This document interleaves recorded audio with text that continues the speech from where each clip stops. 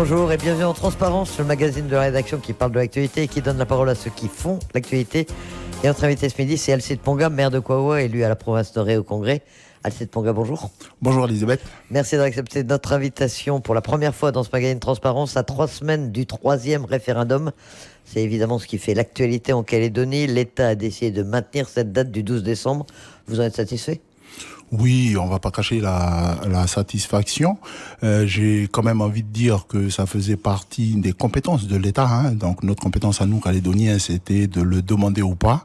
Ce que certains de nos collègues élus l'ont fait cette année, en début d'année. Donc l'État a pris ses responsabilités pour décider de la date du 12.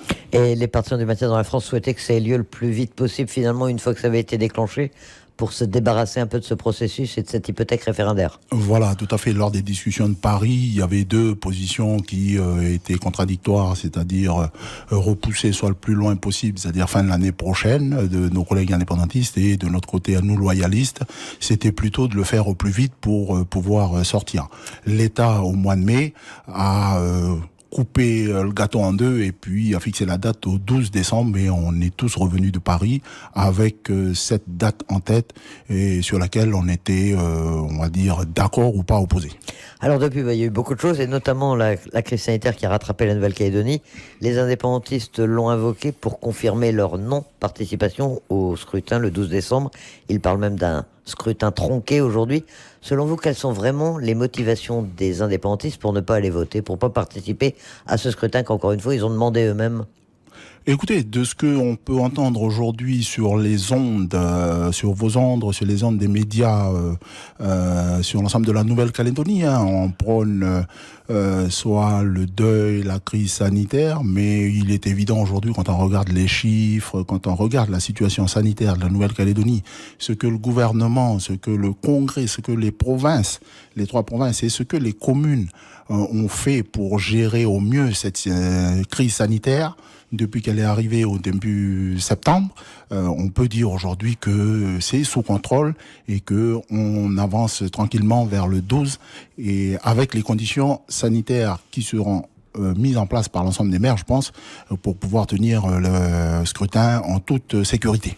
Mais selon vous, les indépendantistes invoquent cette crise sanitaire comme un prétexte ou ils ont d'autres raisons parce que ils disent, ils reconnaissent souvent qu'ils ne sont pas prêts, qu'ils n'ont pas eu le temps de faire campagne, ou est-ce que tout simplement ils ont peur de perdre ce 3e référendum ? Écoutez, je vais pas traduire ce qu'il y a dans la tête de mes collègues indépendantistes, Elisabeth.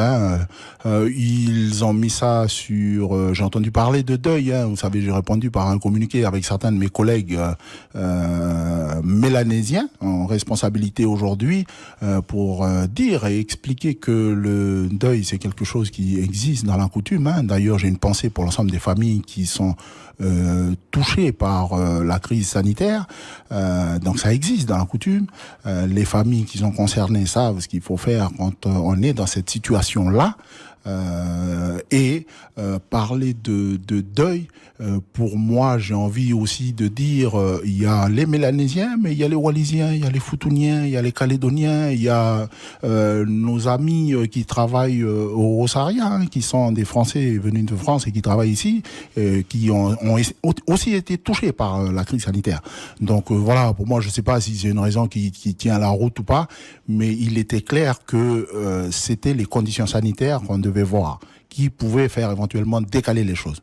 Les conditions sanitaires étant bonnes, je ne vois pas vraiment quelles sont les raisons pour nous de ne pas y aller. Ce deuil kanak décrété par le CA coutumier, on a vu effectivement dans ce communiqué des Mélanésiens des Voix du Nom que c'est quelque chose qui vous agace. Pour cerner les choses un peu, pour les comprendre quand on n'est pas forcément informé précisément de la coutume, le Sénat peut décréter comme ça un an de deuil kanak pour l'ensemble de la communauté ou est-ce qu'il a outrepassé ses droits en faisant ça ? Je vais dire, vous savez, durant les élections précédentes, quand il y a eu les 2 autres des référendums, j'ai pas regardé s'il y avait des gens qui sont décédés autour des 2 premiers référendums aussi, mais la vie de tous les jours est aussi régulée par les deuils. Donc c'est quelque chose qui existe dans la coutume mélanésienne et les familles l'appliquent, le font. Voilà. Je sais pas de quelle, on va dire, de quelle responsabilité ça a été décrété de façon nationale et collective. Non, ce sont les familles qui sont concernées, qui le portent dignement par rapport aux règles et de la coutume. Alors cette crise sanitaire a effectivement touché toute la Nouvelle-Calédonie. Dans votre commune de Kouawa, ça s'est passé comment ? Ça a été violent. Il y a eu beaucoup de malades, beaucoup de morts. Et sur la commune de Kouawa, je vais avoir une pensée pour le petit chef de la tribu de Kau qui est décédé de la Covid-19. Donc on a eu le premier chiffre que j'ai envie de citer pour la petite commune de Kouawa, on a eu un décès. En termes de contamination, on a inventorié 14 cas sur Kouawa. La mairie, avec l'ensemble des institutions et les entreprises privées sur place, on a organisé une cellule de crise pour pouvoir suivre l'évolution de la crise sanitaire et s'informer et veiller à ce que les règles soient bien appliquées, soient bien respectées. Et je salue également la petite population de Kouawa parce que je pense que les choses ont vraiment été respectées à la lettre comme il faut. Les vaccinations, on a de bons chiffres aussi sur Kouawa. J'ai aussi envie de saluer les petites familles de Kouawa, les quelques petites familles de Kouawa qu'on va peut-être qualifier, parce qu'on le qualifie avec tout ce qui se passe sur le territoire, d'anti-vax. C'est ça, c'est le mot qui est utilisé, mais je veux saluer ces petites familles-là parce qu'ils ont respecté la notion de responsabilité. Il n'y a pas eu de manifestation sur Kouawa. J'ai échangé avec certains qui ont été très très respectueux de ce qui s'est passé et en même temps les gens les ont respectés aussi pour leur position. Vous aviez organisé des vaccinodromes, des campagnes de vaccination dans la commune, ça a pu se faire Avant d'organiser les vaccinodromes, vous savez que la petite commune de Kouawa, on n'a pas de dispensaire, de pharmacie par exemple. Donc la mairie, la SLN, la NMC, donc tout le monde a contribué pour acheter des masques, acheter du gel, etc., etc. Et donc les employés de la commune ont procédé à la distribution de masques et de gel et tout pendant tout le temps du confinement. Donc ça c'est une première chose. Et donc j'ai perdu un peu le fil de la question, Elisabeth, excusez-moi. On parlait de est-ce que vous aviez pu organiser la vaccination dans la commune, oui. Voilà, pour les vaccinodromes derrière, on s'est attaché les services de la province qui est compétente en matière de santé, mais également avec les services du gouvernement pour pouvoir organiser une session de vaccinodrome, c'est-à-dire pour la première dose et la deuxième dose. Et donc, on a eu à chaque fois à peu près 200 personnes qui sont venues, ce qui a apporté un taux de vaccination autour de 76-78% pour la petite commune de Kouawa. Ce qui est un score tout à fait honorable. Pour revenir au référendum, donc les indépendantistes ont invoqué la crise sanitaire, mais maintenant ils reprochent un certain nombre de choses à l'État, notamment d'être sorti de sa neutralité, en invoquant le fameux document sur les conséquences du oui et du non. Vous étiez à Paris pour les discussions de mai et de juin. Qu'est-ce que vous pensez de ce document, vous ? Écoutez, ce que je retiens des discussions, parce qu'on a travaillé aussi sur ce document-là à Paris, les uns et les autres, et donc la rédaction de ce document-là avant de sortir, avant d'être distribué à la population, ça a quand même a eu quand même l'aval de toutes les personnes qui étaient là-bas. Donc autant sur la partie des loyalistes que sur la partie de mes collègues de l'Union calédonienne et l'éveil océanien qui étaient aussi avec nous. Donc j'ai pas entendu de critiques de ce genre-là quand on était à Paris. C'est arrivé après ici. Non, je pense que c'est un document sur lequel il faut s'appuyer, il faut s'inspirer pour essayer de déterminer des pistes de construction d'avenir. Donc c'est comme ça que moi je perçois ce document-là, au-delà du référendum du 12.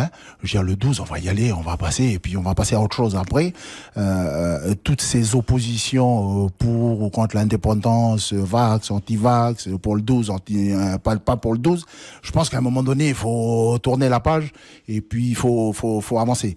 Donc j'estime, moi, que ce genre de travail, on peut peut-être critiquer le moment où c'est sorti, peut-être que c'est très tard, c'est arrivé très tard, ça aurait peut-être pu arriver avant. Voilà. Mais on va le prendre comme ça, comme un outil, et il faut s'appuyer dessus pour que chacun puisse prendre ses responsabilités pour la Calédonie de demain et se dire, ok, comment est-ce qu'on fait ça, comment est-ce qu'on fait ça, comment est-ce qu'on fait ça. En attendant, est-ce que vous avez des inquiétudes tout de même sur le déroulement de ce scrutin le 12 décembre avec cet appel à la non-participation ? Est-ce que les choses vont pouvoir quand même se dérouler normalement ? Je suis assez, je suis assez confiant Voilà. J'ai entendu mon collègue maire de Yengen intervenir hier sur un autre média ici qui a dit qu'il allait organiser pour que les choses se passent bien. J'ai entendu également mon collègue Fidèle Malaloa, que je salue au passage, qui a dit ce matin que oui, ceux qui veulent aller voter, il faut aller voter, il faut que ça soit fait dans la sérénité et dans le calme. Mais moi, je m'associe à ce discours-là en disant comme ça que les choses vont bien se passer et j'appelle ceux qui ont envie de s'exprimer d'aller voter. L'abstention, on peut l'interpréter de plusieurs manières. L'abstention, voilà. Mais le vote, lui, il est parlant. Voilà, il signifie quelque chose. Donc, pour le 12, mon discours, c'est que on va organiser les choses en tant que maire déjà pour que ça se passe bien. D'ailleurs, nous, on a reçu Madame la commissaire déléguée cette semaine pour l'organisation et donc mes collègues indépendantistes dedans, le conseil municipal était présent et donc participeront avec nous dans l'organisation, ce que je salue, parce que c'est une notion de responsabilité par rapport à ce qui va se passer. On est des conseillers municipaux de communes françaises et donc ce sont les bases de la République. Donc il faut qu'on y aille et je salue aussi le discours qui est tenu par mes collègues qui dit il faut y aller en toute sérénité, sans créer de... Voilà, il faut pas se disputer. Ça sert à rien de se disputer. On va, on vote, on regarde les résultats et puis après on s'assoit et puis on discute. Est-ce qu'il n'y a pas quand même un risque de démobilisation des électeurs du non? Est-ce qu'ils vont pas... Alors il y a ceux qui vont avoir peur d'y aller, ceux qui vont se dire que le scrutin est joué puisque les partisans du oui ne vont pas aller voter. Alors est-ce qu'il n'y a pas ce risque de démobilisation pour le 12? Oui, c'est à nous, les porteurs des voix du non après derrière, de faire le travail pour que la mobilisation, elle reste élevée. Donc il faut continuer les réunions de proximité et d'appeler les gens qui habituellement allaient voter d'aller voter. Moi, j'invite également, c'est vrai que dans certaines tribus, peut-être, il va y avoir de la pression, pas volontaire ou recherchée, mais quand vous êtes tout seul dans une tribu et que vous aviez l'habitude de voter non, puis on savait pas trop c'était qui, là, c'est vrai que ça va poser des questions à ces gens-là. Mais j'ai envie de dire que si on veut construire un pays qu'il soit pas indépendant ou indépendant, je vais dire les bases de la démocratie et les bases de la République, ça passe par la liberté d'aller voter librement et de faire son choix. Le choix que l'on va faire le 12, c'est un choix qui va nous projeter vers l'avenir. Je disais à certains jeunes hier à Logicop, il faut lever la tête et puis regarder loin. C'est vrai qu'il y a beaucoup de problèmes, il y a beaucoup d'embûches, il y a des soucis du quotidien, etc., qu'il faut traiter, mais à un moment donné, on va passer le 12, s'asseoir, lever la tête et regarder loin là-bas. Moi, je ne fais pas partie de ceux qui critiquent les 30 ans passés, les accords passés. Voilà. Les vieux ont signé cet accord, il y a eu des poignées de main, il y en a il y a des fatalités qui sont arrivées sur le territoire, on connaît tous l'histoire de la Nouvelle-Calédonie, et eux ont mis en place ce dispositif-là pour qu'on arrive à là aujourd'hui.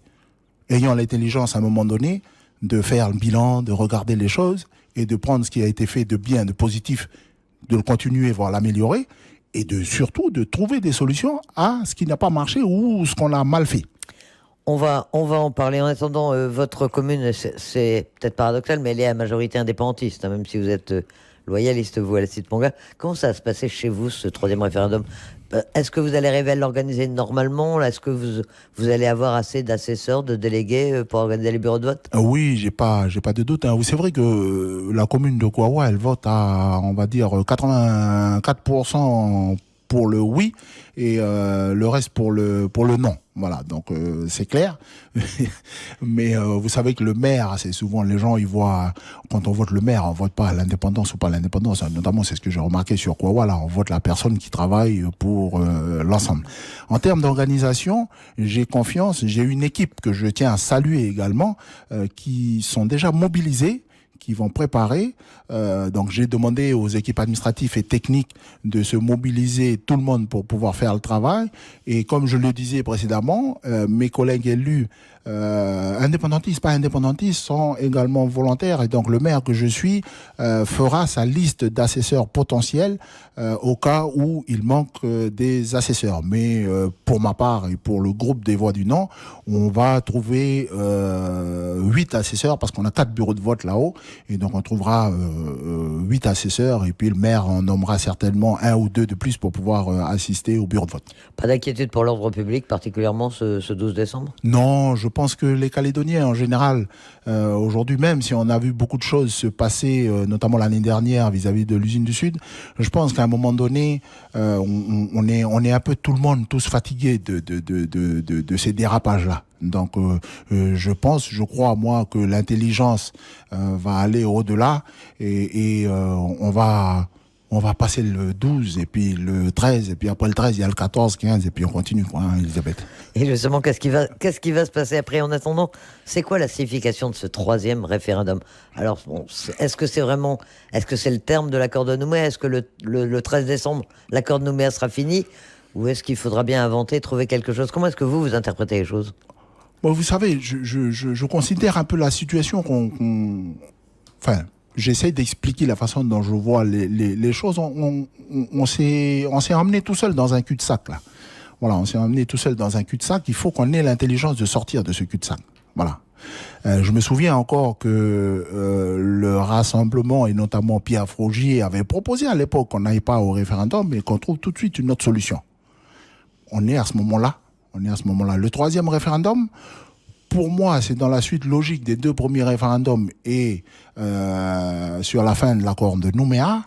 Et il faut qu'on ait l'intelligence, parce que c'est une étape obligatoire qu'on va devoir passer, parce que certains élus l'ont demandé. Et donc on va y aller, on va passer. Et derrière, il faut qu'on ait l'intelligence collective, je dis bien l'intelligence collective, de se projeter. Comme je disais tout à l'heure, je l'ai dit aux jeunes hier, mais il faut que nous, en tant que responsables politiques, on puisse créer les conditions pour que la Nouvelle-Calédonie puisse se projeter dans un avenir un peu lointain. Alors moi, j'ai dans ma tête un avenir de 50 ans ou 30 ans, quoi. Faut qu'on arrête de parler de 10 ans, etc. et tout, parce que qu'on crée les conditions pour que l'économie puisse s'épanouir, pour qu'on puisse trouver des solutions à nos problèmes du quotidien.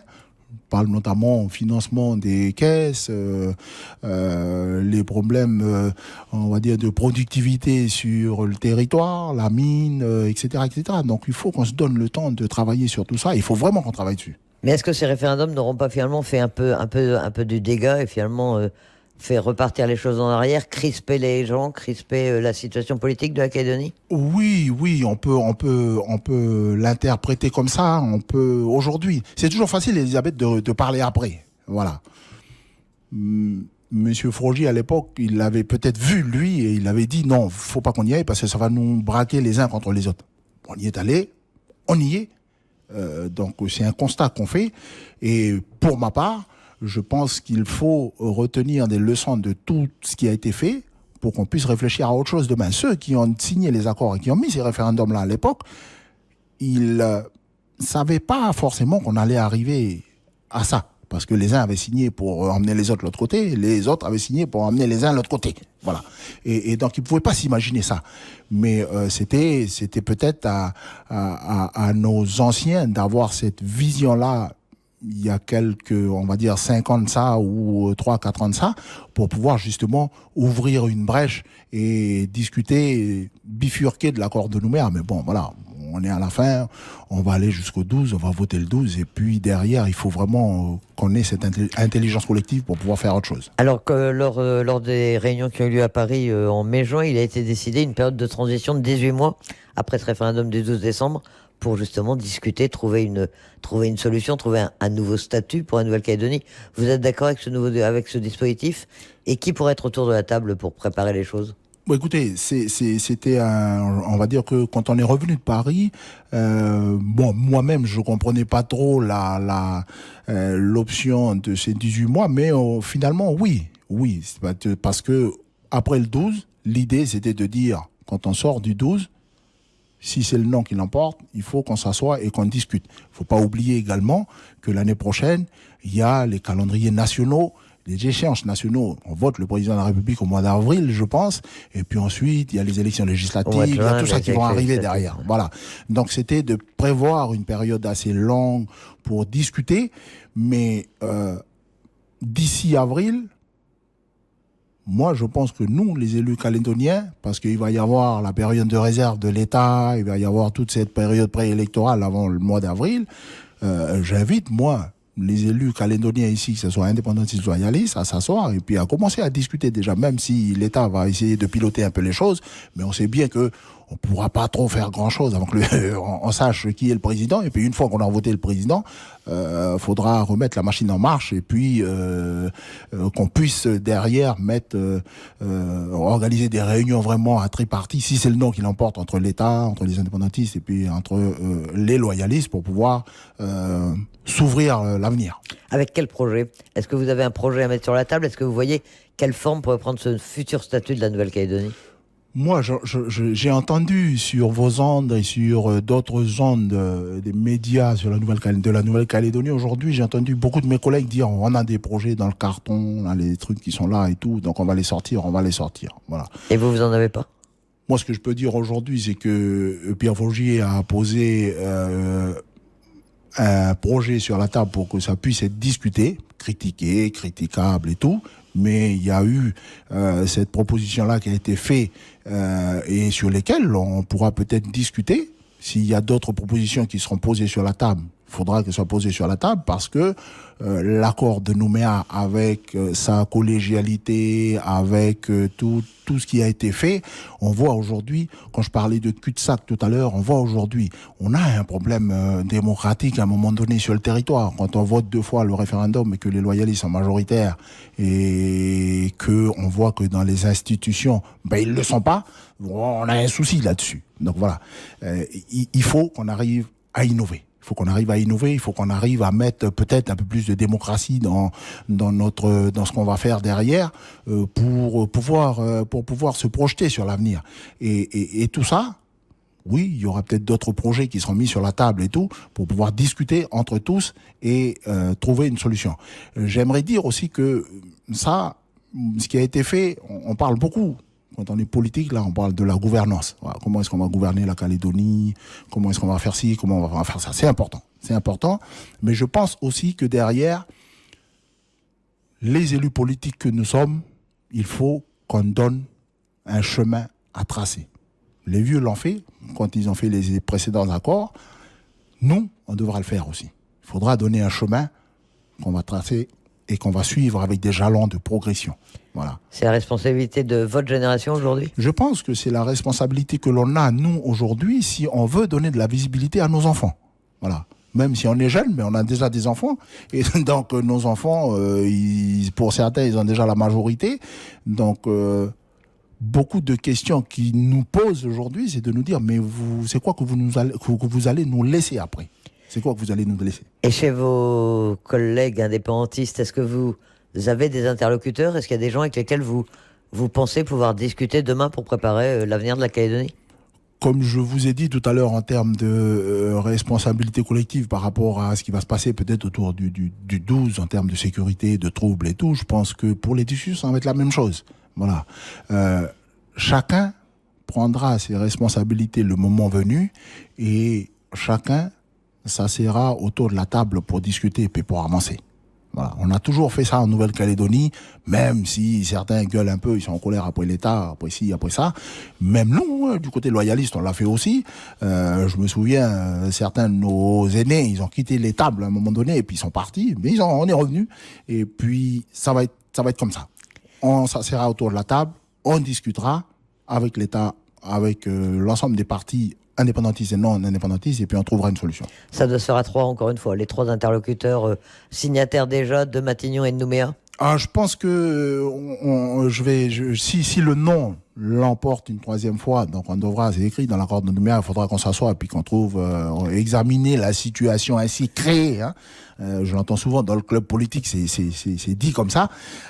Donc c'est écrit comme ça dans l'accord. Hein. Voilà. Je vais dire que c'est les partis Là, aujourd'hui, à l'époque, on a parlé des signataires et tout. Il y avait des mouvements forts. Le FLNKS qui portait la parole des indépendantistes, le Rassemblement qui portait la parole des loyalistes. Aujourd'hui, il y a plusieurs, il y a plusieurs tendances, que ce soit aussi bien au niveau du FLNKS que chez les loyalistes. Mais il y aura une partie des loyalistes qui seront assis et puis une partie des indépendantistes qui seront assis et puis qui trouveront une solution. Vous parliez tout à l'heure de la proposition de Pierre Frogier, de l'un des projets sur la table, disiez-vous, c'est celui d'une différenciation provinciale avec des compétences redonnées, une prééminence des provinces. On dit souvent que dans la province Nord, c'est des choses qui passent assez mal. Vous, qui êtes élu de la province Nord, vous pensez que ça peut être une solution de redonner plus de place aux institutions provinciales ? Écoutez, cette proposition, elle a été critiquée sur les médias, elle a été critiquée et on l'a critiquée de c'est quoi le nom qui a été donné là, de partition. De partition. Voilà. Dans le club politique, un de vos intervenants encore le dit, c'est peut-être pas le plus partitionniste qu'on a critiqué à un moment donné, parce que la Covid nous a révélé qu'il y avait peut-être plus de partition chez certains que d'autres. Voilà. Ce que je pense, pour avoir échangé avec le sénateur, c'est qu'il s'est positionné à un moment donné en retraçant un peu, en essayant de comprendre un peu ce qui s'était passé dans l'histoire et tout, en ayant travaillé sur les accords de Matignon-Oudinot, en ayant travaillé sur l'accord de Nouméa, et il en a tiré les conclusions à un moment donné, et il a essayé à lui, par son expérience, parce qu'il a pu analyser lui-même, de se dire à un moment donné, on est peut-être allé un peu trop vers une centralisation de la chose au niveau du gouvernement et tout, alors que sur le terrain, c'est pas comme ça que ça se passe. Et je le redis, la crise Covid nous l'a démontré, la crise sanitaire. Ici, il y a les avions qui arrivent, il y a les avions qui n'arrivent pas, il y a des compétences qui s'entrechevauchent un peu dans tout ça, on ne sait plus qui doit décider quoi dans la chose. Mais ça démontre quoi ? Ça démontre que la province Nord, c'est pas comme la province Sud. La province Sud, c'est pas comme la province Nord. La province Nord, c'est pas comme la province des îles. Mais ça, c'est pas de la partition, ça c'est de se dire à un moment donné comment est-ce qu'on peut retraduire dans la façon dont on gouverne la Calédonie les spécificités des uns et des autres, tout en étant pour notre part français, parce qu'on veut rester dans la République.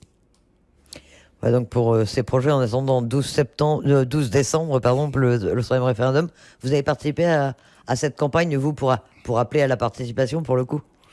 Oui, écoutez, on va faire le travail comme si, on va dire comme si tout le monde participait. Il y a aussi une campagne qui est faite à côté pour dire ne participez pas. Voilà. Donc il y a une campagne pour dire participer et voter non. Et à côté de ça, il y a une campagne qui se déroule pour dire ne participez pas. Donc oui, chacun, on va faire la campagne pour essayer de d'essayer de convaincre les gens, d'appeler les gens et tout. Et moi, j'invite juste les Calédoniens à ce que ça se fasse dans l'apaisement et tout, quoi. Voilà, on en a fait 2 qui se sont bien passés. Troisième, il faut que ça se passe bien aussi. Merci Alcide Panga pour toutes ces pressions. Un dernier mot, peut-être une autre question, un thème d'actualité. On sait que ce matin a été déposé un texte qui propose, on en parlait tout à l'heure, d'abroger l'obligation vaccinale. On parlait donc de ces campagnes de vaccination qui ont eu lieu. La vaccination obligatoire a été votée en Nouvelle-Calédonie. Maintenant, tous les groupes politiques du Congrès sont d'accord pour en proposer l'abrogation. Alors pourquoi ? Écoutez, c'était l'idée de départ. C'était l'idée de départ. Je crois que c'est M. Toukoumbouli qui vous l'a rappelé ici, le contexte, pourquoi on avait décidé à un moment donné ensemble de voter cette obligation. Tahiti, le taux de vaccination d'ici, etc., a fait qu'à un moment donné, on s'est dit, en responsabilité, il faut qu'on le fasse. Et il faut qu'on le fasse pour pousser et qu'on ait des résultats à un moment donné au niveau notamment de la vaccination qui soient, on va dire, acceptables.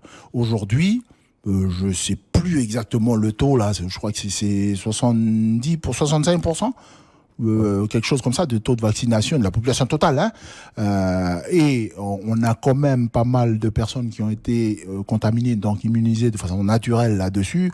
Donc aujourd'hui, je sais que mes collègues nous ont informés, nous ont demandé notre avis là-dessus. Oui, on a reporté déjà la date qui était normalement prévu le 31 octobre, au 31 décembre pour encore laisser ce temps-là. Et donc, je pense que oui, au 31 décembre, il n'y a pas lieu de continuer à maintenir cette obligation-là du moins de notre part et de l'ensemble des groupes qui l'ont déposé au Congrès. Et je pense que si on l'a voté ensemble, et donc si on décide de le lever ensemble, on le fera.